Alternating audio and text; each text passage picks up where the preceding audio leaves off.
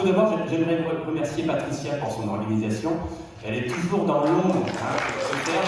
Merci, si tout s'est passé comme ça s'est bien passé, c'est grâce à Patricia. Et je confirme. Je voudrais aussi remercier le docteur Serge Belassène, doublement. La première, c'est pour m'avoir invité à vous montrer mes travaux. Et puis la deuxième, surtout, c'est tout à fait le premier à m'avoir fait confiance, avant même que j'ai eu des résultats. Et ça, c'est une aide inestimable. Alors, ce test de cohérence tonico-phasique, il paraît tout à fait subjectif, et je vais demander à mes collègues sympathiques montpelliérains, ce qui est un pléonasme, de venir me rejoindre pour que je vous montre ce test en direct. Et on court! Alors, ça paraît un test tout à fait subjectif, je vais vous le montrer comme je le faisais il y a 10 ans. Je vais poser le micro, désolé. Donc, je fais monter un patient sur la table. Je vais diminuer son référentiel spatial égocentré. Mon ami est un kiné, c'est très simple, on diminue l'échelle fermée. Alors, je vais demander au patient de se redresser et de placer une toute petite cape. Donc, on va déjà lancer un test à vide pour vous montrer qu'en fait, il est tonique, le bonhomme. On redresse, je serre un peu les dents à 30% de sa capacité et je vais appuyer sur son bras, résiste fort. Très important, le mot résiste. Je vous expliquerai juste après. Et là, je vais simplement mettre une toute petite feuille de carton de manière à déducter sa mâchoire vers la droite. J'ai regardé son occlusion à la pause. Voilà. Ferme les yeux, redresse, serre un tout petit peu et puis résiste fort. Ça paraît très subjectif comme test.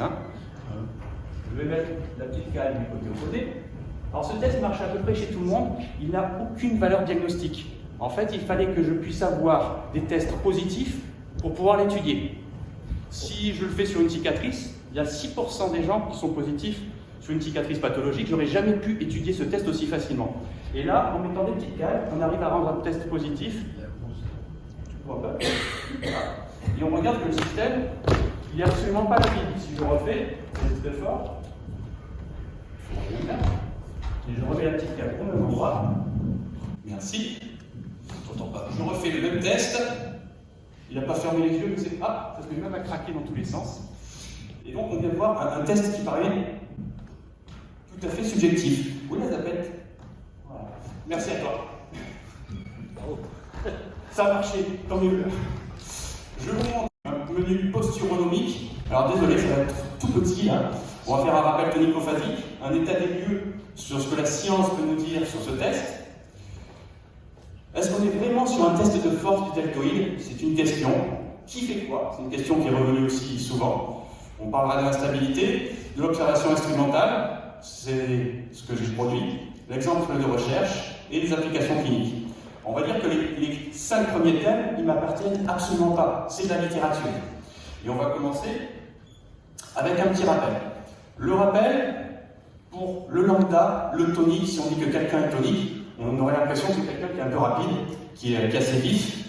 Et en neurosciences, c'est tout à fait l'inverse.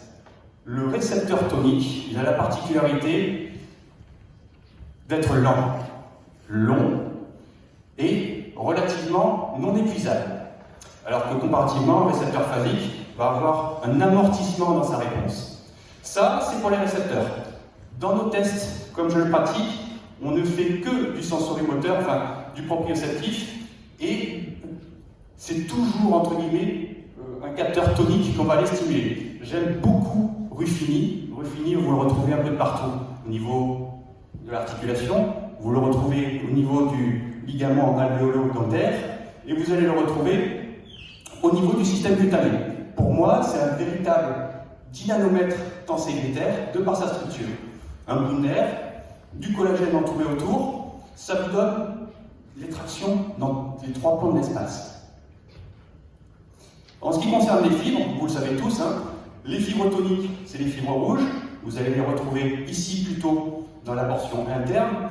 Et ce sont des fibres qui sont oxydatives, elles se contractent lentement, elles ne sont pas très costauds. Mais néanmoins, c'est celles qui nous font tenir debout en permanence. Quand je fais une posture immobile, j'ai que des muscles toniques qui sont contractés. Alors, dans un muscle, il n'y a jamais un seul type de fibre.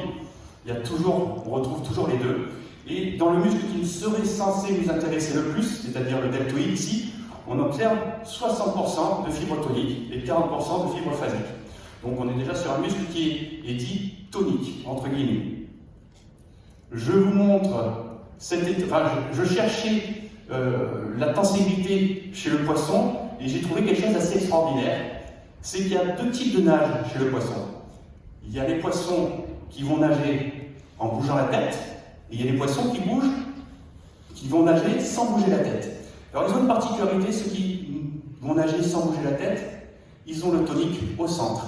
Et ils arrivent à avoir une synergie de fonctionnement avec les muscles phasiques pour envoyer, puisque c'est chez le thon qu'on le retrouve et chez les requins lamides, on va envoyer la force du tronc vers la queue, sans bouger la tête. Donc on reconnaît là un petit peu chez l'homme la capacité d'une synergie entre des fibres toniques et phasiques afin de maintenir le tronc et de pouvoir bouger les bras. Alors ça, c'était parce que je savais que j'allais le faire à midi, j'avais envie de vous mettre l'eau à la bouche. Ici, c'est pas les rognons du thon, ce sont les fibres rouges. C'est pour ça que c'est un goût un petit peu... moi, je n'aime pas. Alors l'état des lieux, il n'est pas glorieux. D'entrée de jeu, il n'est pas glorieux. Voici cette étude, la conclusion de l'étude de l'INSERM qui date de 2017. Le test musculaire manuel n'a pas fait ses preuves, ni en termes de fiabilité, ni en termes de validité. Très belle étude, 178 pages, c'est très très bien référencé et je crois qu'ils ont regardé toutes les études qui avaient été faites. Alors, quand on parle là-dessus avec un test musculaire que je dois vous prouver, c'est un peu compliqué. J'ai étudié tous les textes qui ont été faits là-dessus, sur les tests musculaires, et il me semble avoir trouvé 3 erreurs fondamentales que les kinésiologues ont produites. On va les retrouver dans ces 3 conclusions. La première des erreurs, à mon avis, c'est le qui fait quoi. Qui commence? Est-ce que c'est le patient ou est-ce que c'est le praticien? Bien pour eux, c'est pas clair. En tout cas, ceux qui cherchent, ils ont des idées là-dessus, mais quand ils regardent leurs collègues qui les enregistrent, on trouve en fait du grand n'importe quoi. La deuxième problématique, c'est effectivement qu'il y a eu des études faites à l'EMG, et notamment l'EMG de surface. Or, je viens de vous dire qu'on est en train certainement de tester une synergie musculaire entre des muscles profonds et des muscles de surface. Donc faire une électromyographie de surface, c'est un peu comme si vous essayiez de lire un texte avec les voyelles. La troisième erreur qui a été produite, on le retrouve à chaque fois, c'est le pic de force. Alors ça, le pic de force, c'est le saint graal chez les kinésiologues. Je vais tout de suite vous dire, j'en ai rien à faire du pic de force. C'est vraiment pour moi totalement secondaire.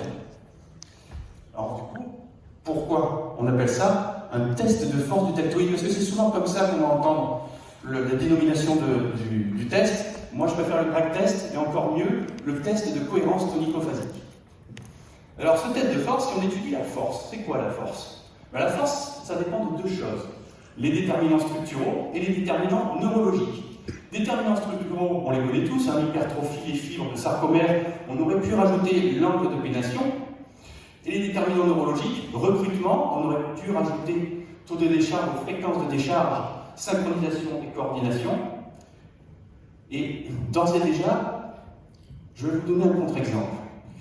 Quand vous allez tester avec un job ou un palm-up, vous allez tester la continuité des fibres musculaires. Vous n'êtes pas en train de dire je teste la force, ni du chaflon du biceps, ni du supraépineux. Donc pourquoi on dirait qu'on est en train de tester à travers les déterminants neurologiques? On ne fait pas un test de force. Alors pour cela, on a un modèle qui m'a été complètement soufflé, et pas de moi, par Pierre-Marie Gagé. La force égale la masse fois l'accélération, plus le coefficient de résistivité multiplié par la distance des déplacements. Ce modèle il est assez sympathique, puisqu'en fait il nous montre quoi? Il nous montre que si la masse ne varie pas, c'est-à-dire le déterminant structurel, et que je fais la même impulsion, la seule chose qui va changer, c'est K. Et K, c'est le coefficient de résistivité du ressort. Nous, on est en train de tester le coefficient de résistivité du patient. C'est-à-dire que le coefficient de résistivité du patient dépend des déterminants neurologiques. On n'est pas en train de faire un test de force. Je passe sur celle-ci. On va tendre le cou maintenant au test de force du deltoïde. Est-ce qu'on est en train de tester un deltoïde? Non. Avant même que je demande de lever le bras au patient, vous aurez eu des ajustements posturaux anticipateurs pour rigidifier la colonne. On est donc en train de tester plutôt une synergie musculaire entre des muscles profonds, des muscles en superficie, qui doivent arriver à se coordonner pour envoyer justement cette force. Alors je dis attention maillon faible, je vais vous donner un exemple pour comprendre le test. Si j'ai une cicatrice pathologique, imaginons ici, de cilioscopie, ou pubarasus pubien, donc zone dermatome D9, dermatome D12, on va les retrouver ici, avec soit une D9, soit une D12 en hypertonie. Comment je vais faire le test? La synergie musculaire, je l'aurais pu, et votre bras va tomber pour une cicatrice qui est à distance sur un dermatome. Donc, je pense qu'il est très important de bien penser qu'on n'est pas en train de tester un deltoïde et un seul muscle. C'est à mon avis une grossière erreur. Donc, nous ne sommes pas sur un test de forme du deltoïde, et je spoil un peu, on est sur un test d'adaptation sensorimoteur de chaîne musculaire en excentrique. Et à la limite, si vous comprenez cette phrase, j'ai plus besoin de rien dire. Donc, je vais encore parler. Qui fait quoi? Alors, c'est ça la chose la plus importante. Si vous croisez un thérapeute qui n'est pas capable de répondre à cette question, ben c'est qu'il n'a rien compris. Il n'a strictement rien compris puisque toute la neurophysio du test dépend de ça. On a deux types de contrôle d'un point de vue historique. Ça, ceux qui sont sur Posturalist, je l'ai suffisamment évoqué il y a un mois, un mois et demi. Avec d'un côté un patient, le praticien qui va être en course volontaire, et de l'autre côté, un patient qui sera en course excentrique involontaire. Et ça va déterminer la neurophysiologie qui suit. Alors, je vous ai fait un petit spoil. Le break test, celui qu'on pratique, c'est très simple. C'est débuté par le praticien. Le départ, il est concentrique volontaire. Et ça implique, c'est-à-dire concentrique volontaire, implique un contrôle en boucle ouverte. Vous n'avez pas le choix. Si vous avez un départ en excentrique involontaire, eh bien, vous êtes en contrôle en boucle fermée. Donc vous avez le top-down et le bottom-up qui sont dans le test, mais pas du même côté. Si vous voulez enregistrer de la force, autant faire un test actif, c'est-à-dire c'est le patient qui va venir vous buter dans la main, et en fait, c'est le patient qui est en train de vous tester. Donc, le test actif à proscrire, vous ne trouverez jamais rien là-dessus. Le contrôle moteur en boucle ouverte, je les ai séparés, j'ai fait une dichotomie, mais une dichotomie qui est juste historique. En début 1900, vous aviez Helmholtz et Bernstein qui bossaient déjà là-dessus. Dans un environnement prévisible, vous pouvez imaginer à faire votre mouvement volontaire. Si on le recontextualise dans le test, on est en boucle ouverte, c'est moi qui arrive, qui viens pousser, je vais choisir entre guillemets un programme moteur par rapport au patient que j'ai vu et par rapport aux 800 000, 1 million de tests que j'ai fait avant. Donc, par rapport au gabarit, je vais faire justement un programme moteur tout à fait spécifique. Mais c'est moi qui le décide. Et donc, on a une relation, bien sûr, avec la tâche. Tous ces mots sont des synonymes. Et voilà comment ça fonctionne. Le recrutement, quand vous êtes en boucle ouverte, donc en top-down, vous avez l'information supraspinale qui va arriver au niveau médulaire. Et là, c'est la loi de Hellman. Elle est très simple, la loi de Hellman. C'est la loi d'Ohm. U est égal à RI. Si vous avez la même intensité qui arrive ici, c'est celui qui va avoir la plus grande résistivité. Et bizarrement, c'est le petit motoneurone qui va avoir la plus grande résistivité et qui va atteindre son seuil beaucoup plus vite. Alors la particularité du petit motoneurone, c'est qu'il est tonique. Et le gros motoneurone, il est phasique. C'est très intéressant puisqu'effectivement, vous avez un processus dans le temps qui vous amène de quelque chose qui est un peu moins énergivore vers quelque chose qui est beaucoup plus énergivore. Donc, le minimum de consommation pour un maximum de résultats. Ça, c'est du top-down.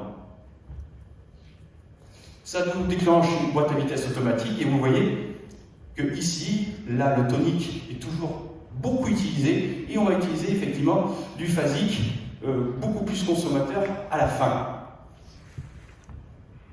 Et le contrôle moteur en boucle ouverte, que vous connaissez tous, en fait on travaille tous plutôt là-dessus. On va essayer d'avoir un environnement instable pour avoir une réponse musculaire involontaire. Donc c'est du feedback, c'est en boucle fermée. Et c'est pour ça qu'en fait, on a besoin d'instabilité dans notre test. J'y viendrai plus tard. Et la problématique, c'est que ces boucles fermées, on les connaît bien. La première, elle est archi connue, c'est le réflexe myotatique. Mais un réflexe myotatique seul ne peut pas expliquer la coordination et la synchro. Ça va juste faire du médulaire. Pour avoir de la synchro et de la coordination, il faut aller chercher un peu plus loin. Des réflexes qui sont à plus grande boucle. Alors on va tout reprendre ici. Quand vous allez étirer un muscle à travers 4 degrés d'étirement sur l'articulation, ce qu'on observe à l'EMG, la première des choses, entre 30 et 50 millisecondes ici, et que vous retrouvez là, c'est la boucle myotatique, boucle fermée, très courte. Et puis on va avoir, entre 50 et 100 millisecondes, une deuxième bosse ici. Et cette deuxième bosse, ce sont les long loops, long latency réflexes. Réflexes à longue boucle ou à longue latence, qui veut dire à peu près la même chose. Et on a un petit souci, c'est qu'un réflexe qui remonte sur un an ici, sur le cortex moteur primaire, ça embête un petit peu. En fait, dans le LLR, dans le long latency réflexe, vous avez deux parts. Vous avez une part qui est purement réflexive et une part qui est relativement cognitive. On le sait comment? C'est justement à cause du verbe résister. C'était le verbe le plus utilisé, le plus étudié, on va dire, à l'EMG, et c'est celui qui donne le plus de long latency réflexe. Contrairement, si vous dites let go, ça descend. Donc, on a des systèmes qui fonctionnent en boucle fermée, ici, qui agissent sur le motoneurone et qui vont à la fois gérer le recrutement, et là je vais vous dire très clairement, à l'heure actuelle, on ne sait pas comment est fait le recrutement sur une réponse réflexe. On sait que le taux de décharge, la fréquence de décharge va jouer un rôle, et effectivement, ça va jouer aussi un rôle sur la coordination, la synchronisation. Ça, par contre, c'est totalement prouvé. Justement, c'est les petites références que j'ai prises pour arriver à vous dire ces quelques phrases sur le tableau d'avant. Et je m'étais amusé à faire un contrôle moteur optimal. Donc ça représente chez le patient. Et je voulais vous montrer qu'effectivement, c'est fonction de l'environnement que vous allez passer dans un mode de contrôle ou dans un autre. Le mode de contrôle prévisible est en rapport avec la tâche. Et je vais vous faire remarquer une chose. La tâche, ici, que j'ai demandé à mon patient, c'est quoi? C'est de stabiliser. Donc c'est exactement la même chose que sur mon système qui tourne en boucle fermée. Alors je m'étais amusé à faire ce petit tableau avec des actifs, où on voit que dans un actif test, on voit bien du tonique vers le phasique, la loi de Hellman, et dans un test de cohérence tonico-phasique, j'ai appelé ça cohérence tonico-phasique parce qu'on ne savait pas ni comment se faisait le recrutement, ni comment se... Enfin, la coordination... La cohérence tonico-phasique, pour moi, c'est plus de la coordination et de la synchronisation que du recrutement. J'ai pas le choix, on ne sait pas comment se fait le recrutement. Alors, on cherche de l'instabilité. Et si on cherche de l'instabilité, on va priver le patient de ces deux systèmes de stratégie les plus efficaces. Stratégie de cheville, excusez-moi, de cheville, et stratégie de bassin. Vous le faites asseoir, plus stratégie de cheville, plus stratégie de bassin. Si je mets mon patient debout, si je le faisais revenir, on met debout, on met le même carton au même endroit, il se passera dans 98% de chances rien du tout. Et puis je pourrais appuyer fort, il ne se passera rien. Pourquoi? Plus je vais avoir un système référentiel spatial égocentré important, et plus je vais être stable. Et si je suis stable, je vais passer en top-down, je vais passer en boucle ouverte. Je n'aurai plus l'instabilité et je ne prends plus, entre guillemets, les boucles réflexes, il n'y en a plus. Quand il y a l'instabilité, les boucles réflexes, il n'y en a plus. Il nous faut de l'instabilité.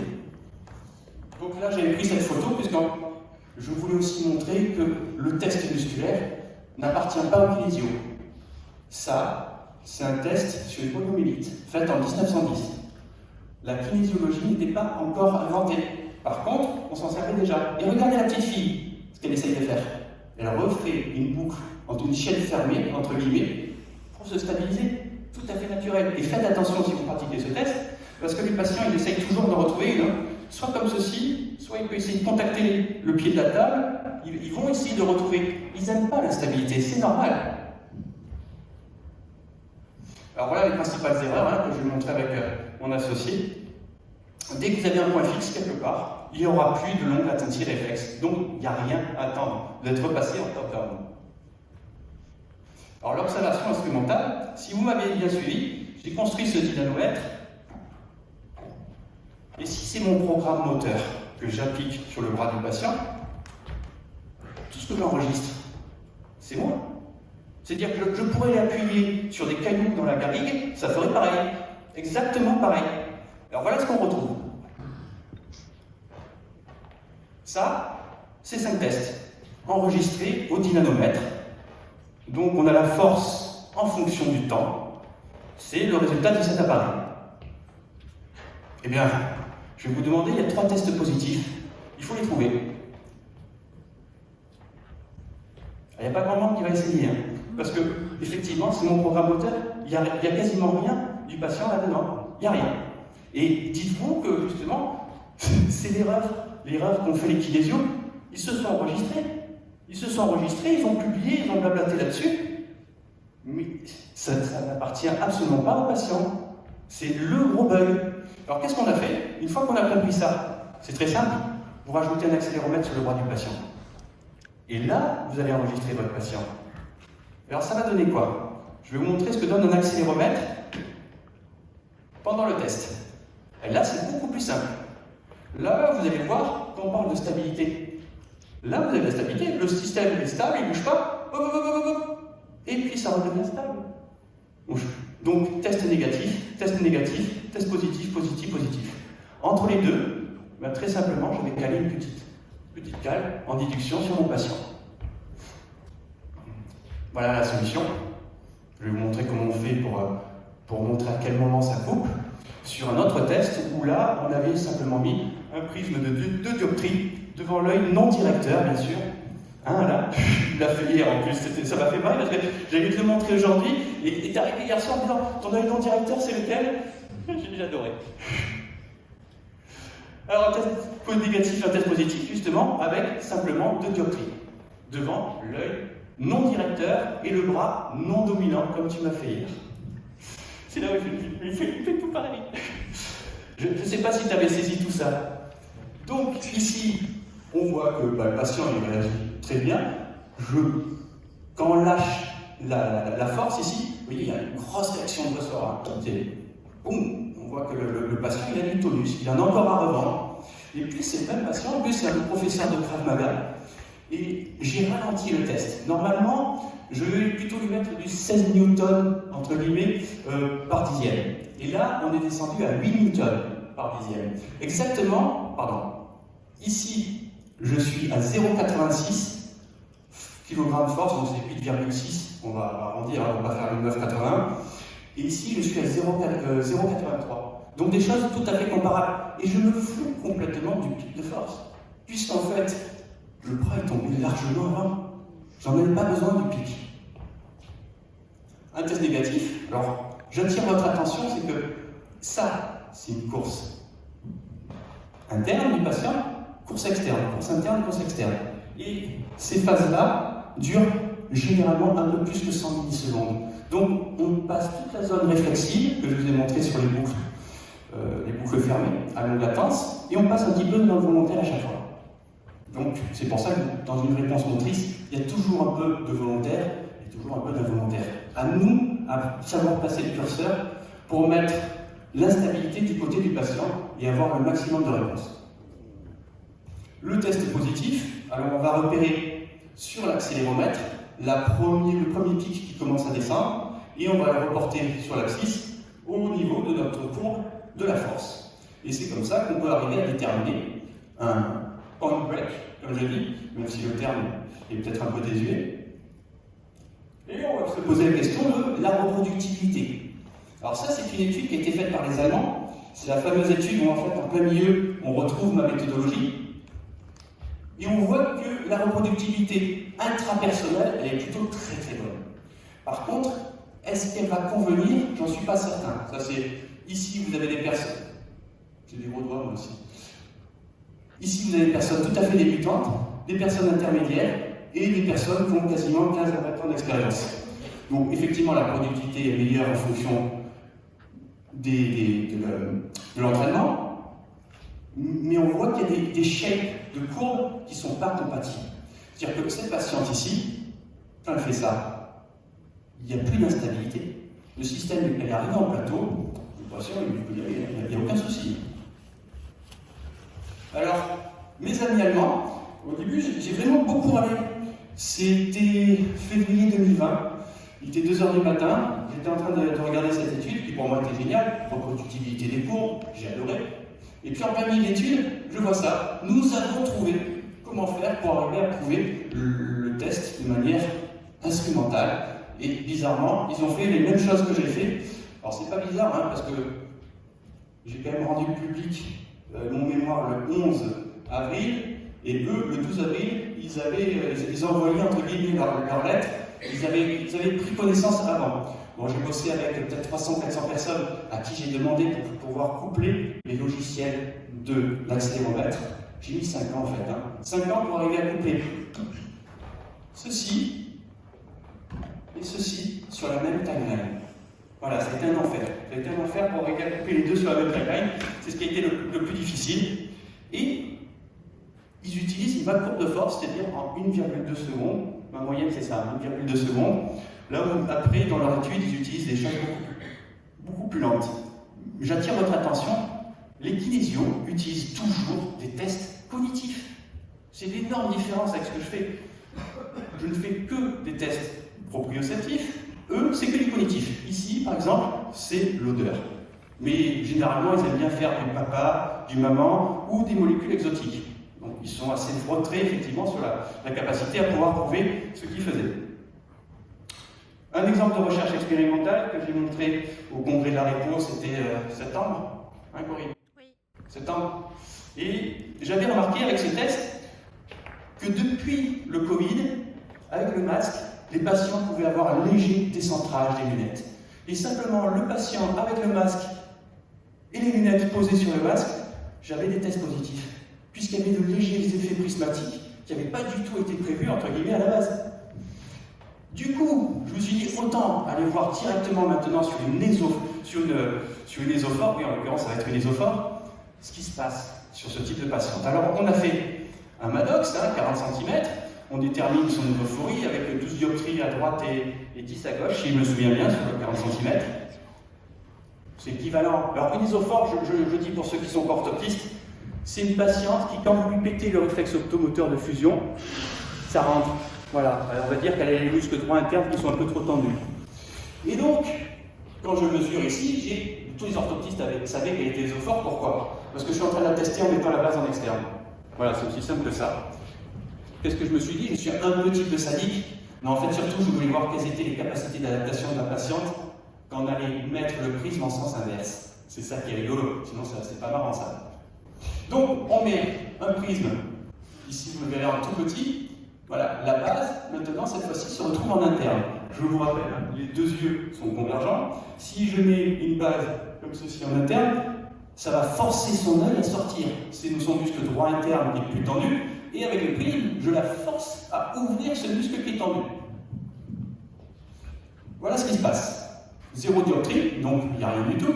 Et là, on trouve quasiment de 1 à 8 dioptries à peu près le même résultat. Et ça, j'avoue, je ne m'y attendais absolument pas. C'est pour ça que j'ai voulu faire cette recherche expérimentale, parce que je ne savais pas du tout ce que j'allais retrouver. Donc là, on est œil gauche, bras gauche. Donc exactement dans les mêmes conditions où Alain Becassis m'a testé hier. Son œil non directeur et son bras non dominant.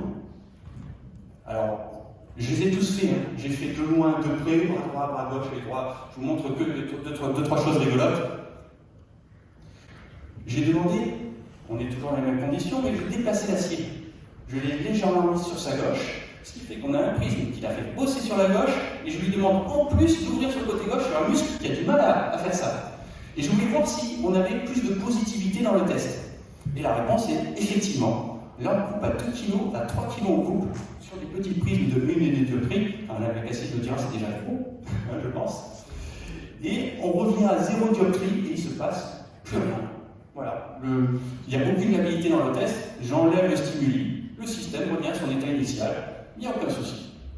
Il n'y a pas de fatigabilité. On peut en faire 7, 8, 10, le patient, ça ne fatigue pas. Une seconde et 2 dixièmes, ça ne fatigue pas le patient. On a mis le prisme œil gauche, test bras droit, et là, non plus, je ne m'attendais pas. On a l'impression qu'il me sent une entrée, une sortie, et qu'après, il ne se passe plus rien. Je ne pensais pas avoir un résultat en vue, je ne savais même pas s'il allait avoir quelque chose. Pour vous donner l'idée, quand j'ai mis le prisme œil droit, bras droit de loin, j'ai mis des F de T très forts, très puissants, il ne se passe rien. Donc effectivement, on observe tout ce qui a été étudié jusqu'à présent, que ce soit Capula, les Mathéron, l'incidence de la distance va jouer, et on le retrouve. Le dominant, non dominant, on le retrouve. Bras dominant, bras non dominant, on le retrouve aussi. C'est-à-dire on vérifie tout ce qui a été écrit dans la littérature jusqu'à présent. Les applications cliniques, je vais vous les faire assez rapidement, puisque c'est quand même pas le but. Bon, pendant 10 ans, j'ai pensé que ce test c'était un test de l'occlusion.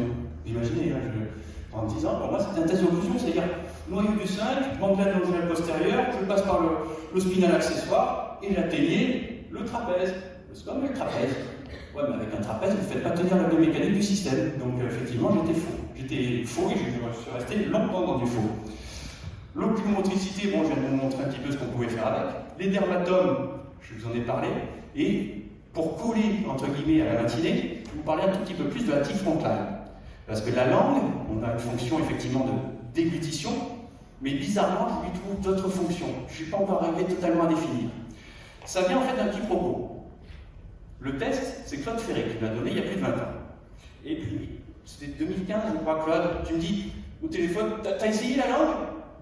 Bah non, bah, je vais essayer. Sauf qu'on ne s'est pas compris, lui, il parlait de déglutition. Moi, j'ai commencé à faire tirer la langue à mes patients. Alors j'ai commencé de face, je trouvais des tests positifs, je ne savais pas à quoi je devais les rapporter, comment je pouvais intégrer cette information. Et puis j'ai commencé à faire tirer la langue à droite et à gauche. Et ça m'a donné des résultats beaucoup plus importants. J'ai trouvé plus de choses. Et de manière totalement empirique, je me suis baladé dans cet article que j'avais lu en 2006 de Tom Myers, qui mettait en relation la langue, ici, avec le péricarde, le diaphragme, le carré des longs, le psoas, et ne surtout pas oublier tous les muscles du plancher pelvien et le transverse. Donc vous avez en fait une grosse goutte d'eau de tissu collagénique qui est rattaché à la langue. Et c'est mon idée, c'est de manière totalement empirique, mais maintenant ça fait 6 ans que je traite et que je diagnostique des patients avec ça. Vous êtes en train de tester du plancher buccal au plancher pelvien. Si vous avez une adhérence ou une grosse inflammation sur ce trajet-là, quand vous allez faire tirer la langue du côté opposé à l'adhérence ou l'inflammation, je le dis bien du côté opposé, vous allez observer des tests positifs, et ce sont les tests les plus positifs que vous verrez, des fois même plus importants qu'avec le système oculomoteur, plus importants encore qu'avec le système manducateur ou stomatognatique. La test de langue tirée, vous allez avoir des tests, c'est phénoménal. C'est-à-dire qu'une patiente ou un patient qui a une thyroïdite, faites-lui tirer la langue, il n'y a plus personne. Il n'y a plus aucun tonus, c'est fini. Et la grosse problématique que j'ai, c'est que ça ne détermine pas exactement qu'est-ce que vous avez. Vous êtes obligé de tester, de savoir. Ça va en fait très bêtement de la gingivite au cancer de l'ovaire. J'ai trouvé plusieurs cancers grâce à ce test. Alors, ça peut paraître bizarre, ça fait très médecine même, mais je vous promets, j'ai trouvé du tumoral. Alors comment je fais? Très simplement, quand je teste mon patient, la cicatrice, le système, on va partir d'une adhérence. Je traite l'adhérence et je demande au patient de reproduire le test une fois par mois, le dimanche, avec sa femme, avec son homme, table de la cuisine. C'est tellement facile, entre guillemets, que n'importe qui peut arriver à me dire, et téléphoner, au bout d'un moment, non, tout va bien, non, c'est bon, ça va bien, les symptômes sont pas revenus, le test est négatif. Malheureusement, j'ai des patients ou des patientes qui, 15 jours après, il faut se méfier. Quand c'est 15 jours après que le test redevient positif sur ce genre de choses, bon, soit vous n'avez pas forcément les compétences qui me manquent aussi des fois pour traiter une adhérence, soit vous avez affaire à autre chose. Et cette autre chose, quand ça revient trop souvent, méfiez-vous. Méfiez-vous surtout aussi de ce que vous allez conclure avec ce test. On a vu au tout début que vous testiez un capteur, mais à travers un autre capteur. On l'oublie toujours, mais la colonne vertébrale est un véritable capteur. Donc ça peut nuire à votre interprétation. Et si vous savez nuire à l'interprétation, ça va nuire pour le patient aussi, puisque vous allez passer à côté d'autre chose. Je fais un truc tout bête. Vous avez une patiente avec des kystes ovariens qui reviennent tous les 15 jours. Hein, ils sont bien présents. Et cette patiente va se mettre dans une posture antalgique, comme ceci. Voilà, je l'exagère beaucoup pour que ça soit visible du fond. Elle va se mettre dans une posture antalgique. Dites-vous que cette patiente, quand vous allez lui demander de regarder à gauche à fond, elle risque d'avoir un test positif. Pourquoi? Parce qu'elle est simplement en posture antalgique, avec un schéma oculomoteur qui va être dans droit interne un peu plus tendu. Et quand je vais lui demander d'aller chercher la course externe, là, les récepteurs toniques ils vont répondre. Alors, je vous remercie pour votre attention. L'œil ne voit que ce que l'esprit est prêt à comprendre et j'espère que je vous aurai ouvert un tout petit peu les yeux sur un test qui paraissait très subjectif. Je vous remercie.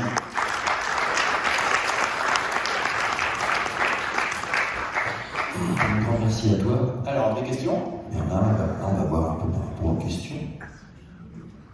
Parce que ça doit en poser, quoi. Ben là, ils ont faim, ils sont tous en hypo. Hein. J'ai une question sans micro.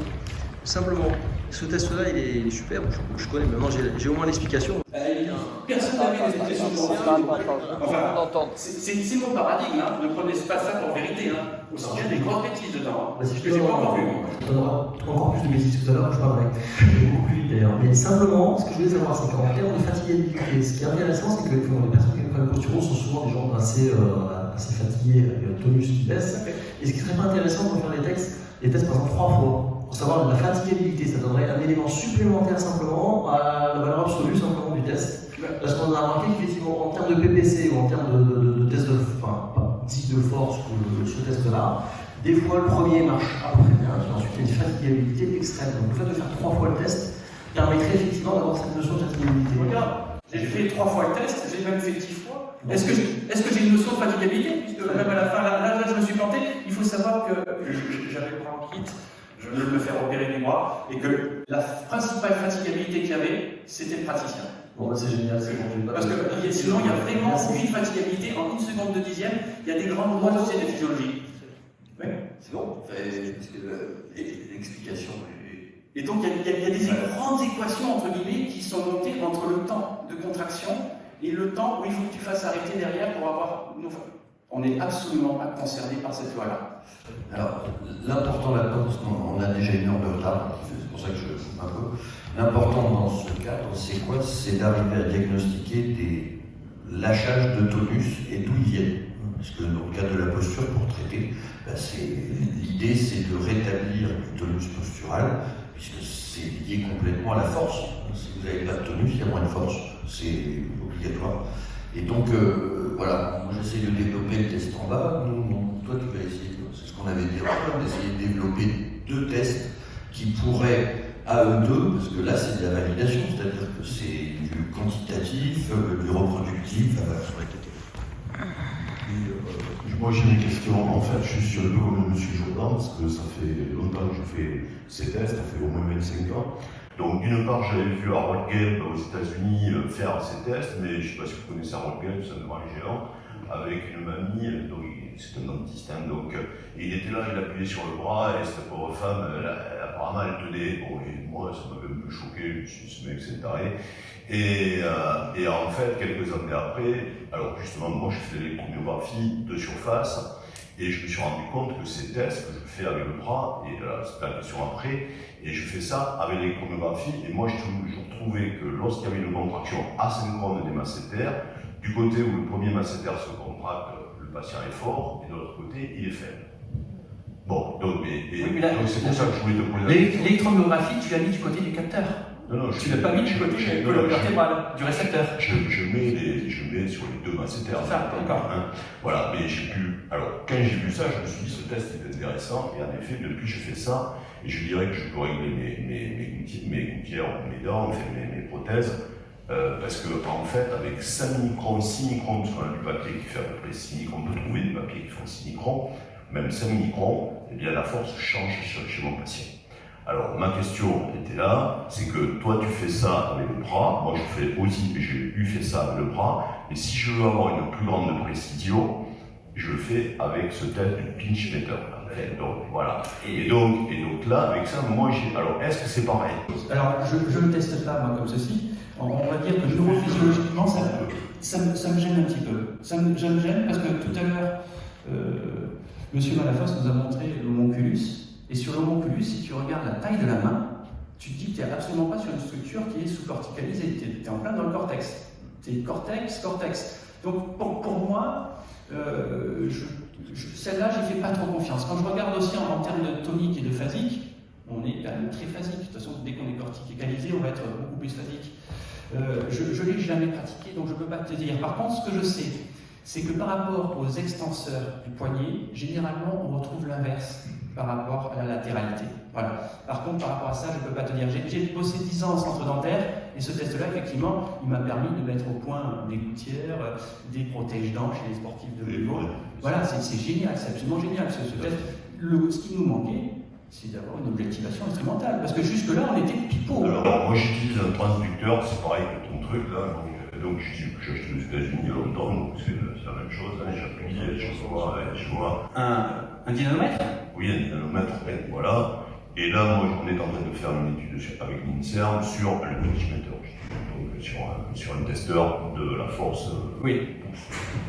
Mais il faudra surtout rajouter, si tu as bien compris, quelque chose qui nous montre le mouvement. Parce que sinon, vous allez faire comme les kinésiologues, et ça fait 50 ans qu'ils font ça. J'ai vu.